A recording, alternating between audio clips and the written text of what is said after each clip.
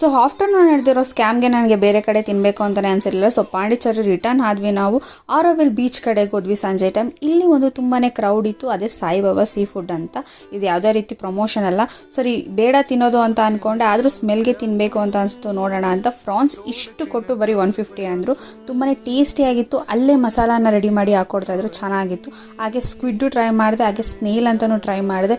ಎಲ್ಲನೂ taste wise ತುಂಬಾ ಚೆನ್ನಾಗಿತ್ತು, ಅಂದರೆ ಫ್ರೆಶ್ ಆಗಿತ್ತು ಅಂತ ಹೇಳ್ತೀನಿ. ಹಾಗೆ ಅವರು ತುಂಬಾ ಚೆನ್ನಾಗಿ ಮಾತಾಡ್ಕೊಂಡು ಫನ್ ಮಾಡ್ಕೊಂಡು ಕೊಡ್ತಾ ಇದ್ರು. ಆ್ಯಂಡ್ ಇಷ್ಟು 4 ಪೀಸ್ ಬಾಂಗ್ಡಾಗೆ ನಿಮಗೆ ಜಸ್ಟ್ 150 ರುಪೀಸ್ ಚಾರ್ಜ್ ಮಾಡಿದ್ರು. ಅದು ರಿಯಲಿ ವರ್ತ್ ಅಂತ ಹೇಳ್ತೀನಿ. ಆ್ಯಂಡ್ ಬ್ರೆಡ್ ಆಮ್ಲೆಟ್ ಕೂಡ ನಮಗೆ ತುಂಬ ಡಿಫ್ರೆಂಟ್ ಆಗಿತ್ತು ಅಂತ ಹೇಳ್ತೀನಿ. ನಾನು ಬ್ಯಾಂಗ್ಳೂರಲ್ಲಿ ತಿನ್ನೋ ಬ್ರೆಡ್ ಆಮ್ಲೆಟು ಅವ್ರು ಮಾಡ್ಕೊಟ್ಟಿದ್ದಕ್ಕೆ ಒಂಥರ ಚೆನ್ನಾಗಿತ್ತು, ತಿನ್ಬೋದು ಅಂತ ಅನ್ನಿಸ್ತು.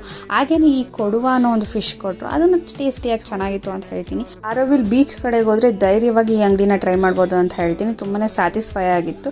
ಸೊ ನೀವೇನಾದರೂ ಹೋಗಿದ್ರೆ ಹೇಗಿತ್ತು ಅಂತ ಕಮೆಂಟ್ ಮಾಡಿ. Thank you for watching.